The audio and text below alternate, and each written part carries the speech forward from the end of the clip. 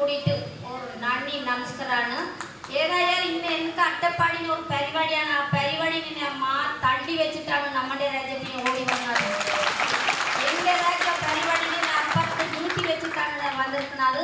നിങ്ങളെ കാണാൻ വേണ്ടിയിട്ട്, നിങ്ങളോട് പരിചയപ്പെടാൻ വേണ്ടിയിട്ട്, നിങ്ങളുടെ സന്തോഷത്തെ കാണാൻ വേണ്ടിയിട്ട് ഞാൻ ഓടി വന്നതാണ്. അല്ല അതുകൊണ്ടിട്ട് എല്ലാ മക്കൾക്കും നന്ദി നമസ്കാരമാണ്, നന്ദി നമസ്കാരമാണ്. അതിനെ ഞാൻ പറയില്ല.